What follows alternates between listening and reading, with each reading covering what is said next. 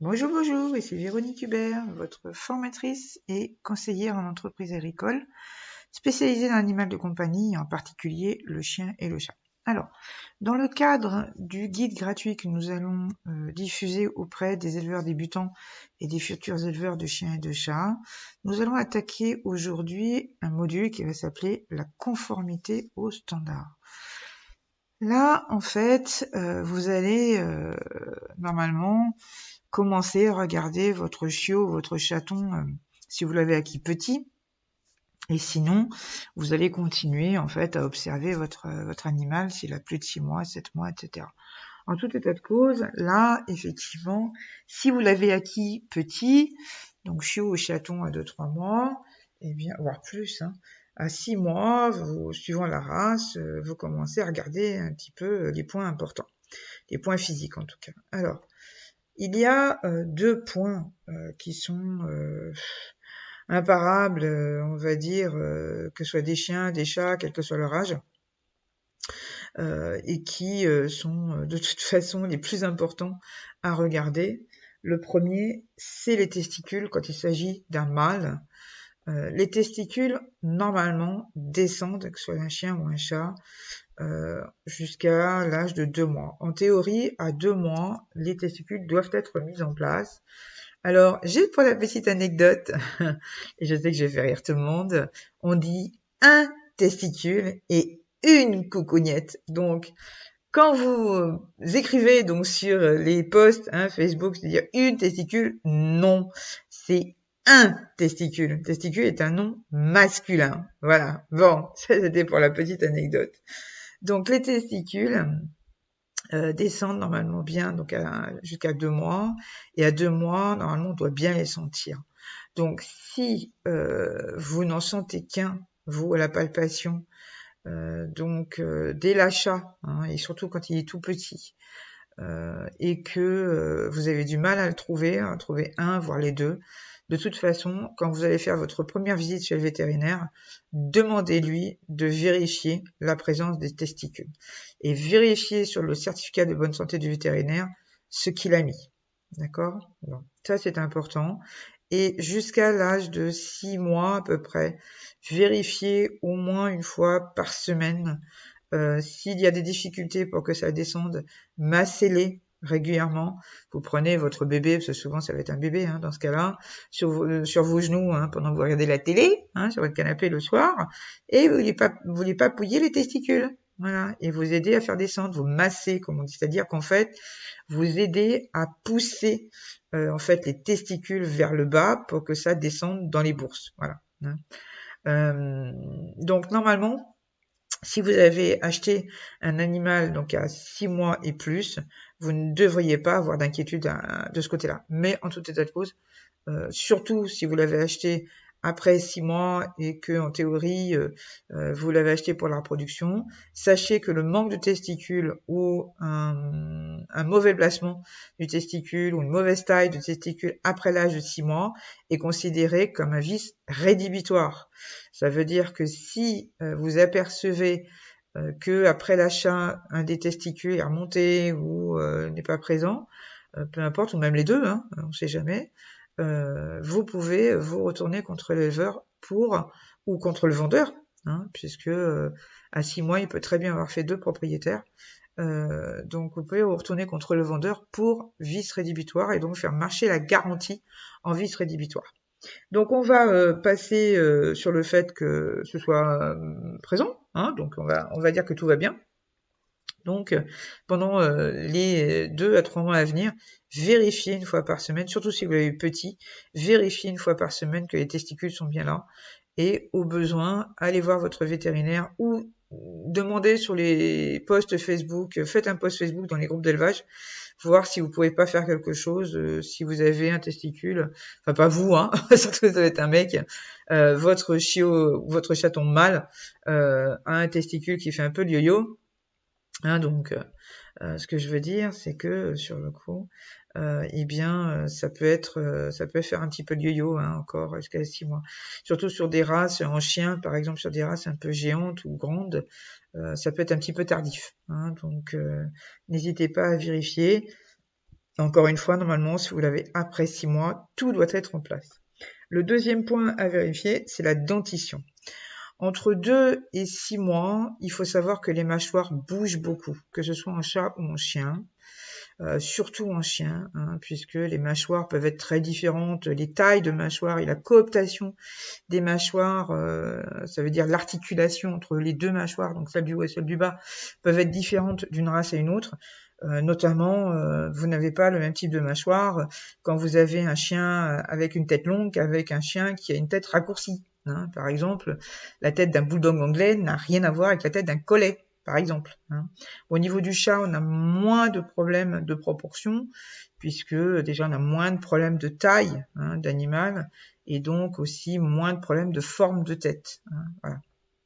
Mais en tout état de cause, première chose à vérifier, la dentition pour voir si, hormis les races dont le prognatisme qu'on appelle, c'est-à-dire le décalage de mâchoire, est une qualité, hein, il y a des races au niveau du chien où il faut que l'animal soit prognate, et bien vérifier que les deux dentitions du haut et du bas se touchent. Hein. Donc en théorie, la dentition doit être ce qu'on appelle en ciseaux, c'est-à-dire que la mâchoire du haut dépasse très légèrement la mâchoire du bas, qui fait que les incisives se touchent. Hein, c'est-à-dire que les incisives du haut sont très légèrement en avant par rapport aux incisives du bas, hein, c'est-à-dire les dents de devant, hein, mais elles doivent impérativement se toucher. D'accord ? Ce qui est admis, on va dire ça comme ça, ce qui est admis dans certaines races, c'est ce qu'on appelle une dentition en pince. C'est-à-dire que la mâchoire du haut, peut-être la dentition du haut, touche la dentition du bas, mais en fait, elle est parallèle à elle. C'est-à-dire que la mâchoire du haut est juste au-dessus de la dentition du bas. C'est-à-dire vous avez comme deux pinces, ouais, c'est pour ça qu'on appelle ça une dentition en pince d'ailleurs. Vous avez en fait les deux dentitions qui sont au même niveau, en haut et en bas. Donc elles se touchent, les incisives du haut touchent les incisives du bas, mais par le bout, hein, par le bas ou par le haut, suivant à quel niveau on se place. Donc ça c'est admis pour certaines races, pas toutes, hein, donc faites très attention. Alors, surtout au niveau du chien, entre 2 et 6 mois, la dentition bouge beaucoup. Donc ça veut dire que vous pouvez avoir quelquefois des décalages de mâchoire dans ces âges-là. Alors, suivant la race, prenez des informations auprès d'éleveurs qui élèvent cette race-là depuis longtemps et qui pourront vous dire si c'est grave ou pas. Hein.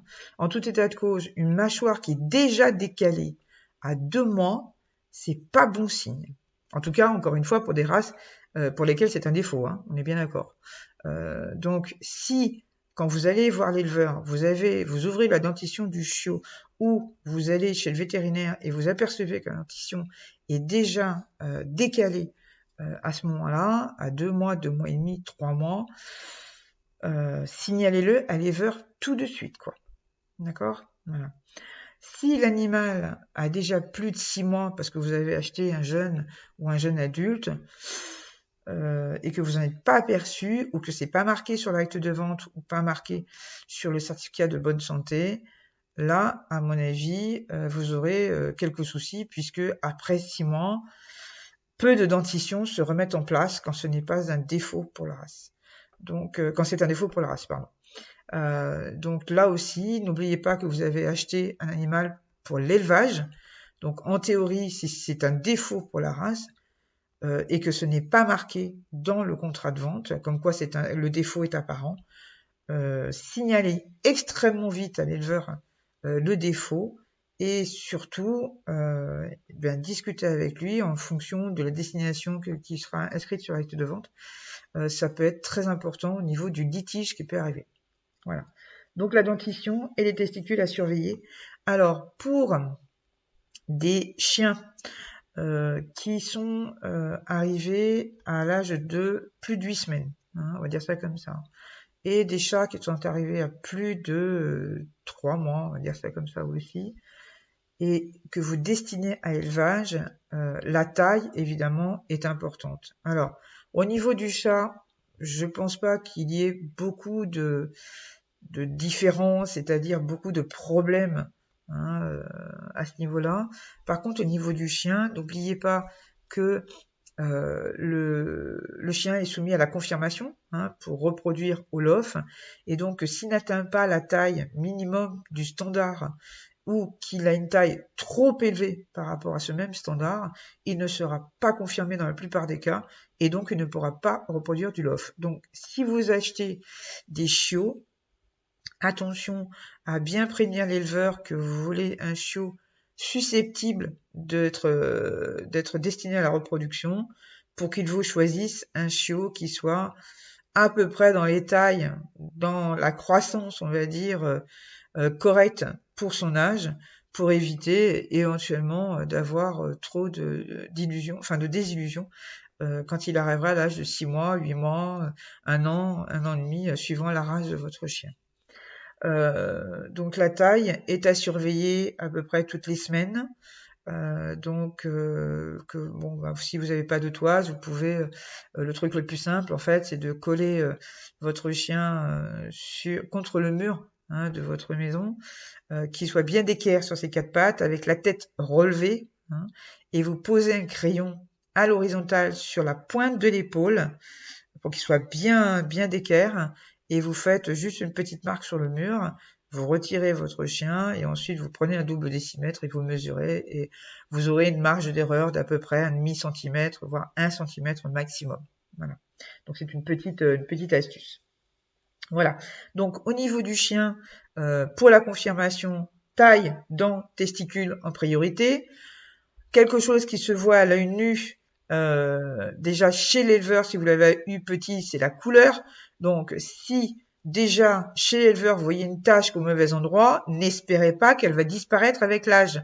Donc si elle n'est pas conforme et qu'elle fait partie des défauts éliminatoires au niveau de la confirmation, ne prenez pas le chiot. Sachant que chez le chat, c'est pour ça que je ne le mentionne pas, c'est qu'il n'y a pas d'obligation de confirmation, que les pédigrés sont définitifs et donc que l'animal peut reproduire malgré un défaut même majeur. Il n'y a pas de souci. Après, c'est l'éthique de l'éleveur qui fait qu'il reproduit ou pas avec, mais en tout état de cause, rien ne l'en empêche. D'accord ? Voilà, donc surtout surveiller les points du standard, donc surtout les points de non-confirmation au niveau du chien. Sachez qu'il y a d'autres défauts éliminatoires au niveau de la confirmation, ça peut être des ergots, par exemple, donc les doubles ongles ou l'ongle simple qui peut se trouver aux pattes arrière, très souvent, de certaines races. Ça peut être un problème de poils, de texture de poils, trop long, trop court, pas assez frisé, pas assez dur, etc. Ça peut être aussi un problème de couleur de truffe, de couleur donc de nez, au niveau du museau. Ça peut être un problème de couleur des yeux aussi, un problème de port d'oreille. Par exemple, si vous avez un chien, une race de chien qui doit avoir les oreilles, ou même une race de chat, mais encore une fois, on n'a pas de problème de confirmation. Donc, un problème de chien qui a des oreilles tombantes à 2 mois, mais vraiment très tombantes, alors que à son âge, il devrait les avoir au moins semi-dressées, voire droites. Méfiez-vous. Il y a des chances pour que ça ne se redresse pas comme ça. Qu'est-ce qu'il peut y avoir aussi des chiens qui ont très très peu d'ossature, qui sont très légers, alors qu'on la race demande à avoir une ossature forte.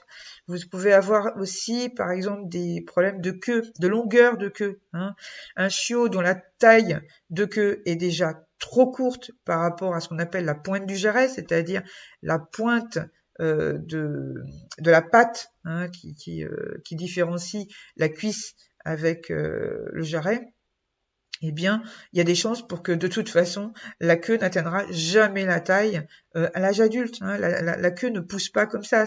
En général, d'ailleurs, quand ils ont 2 mois, les chiots, on demande à ce qu'ils aient la queue nettement plus longue que la pointe du jarret, parce qu'on sait qu'avec le temps, avec la croissance du chiot, eh bien, la queue, elle ne raccourcit pas, évidemment, mais en fait, elle se met souvent à la pointe du jarret.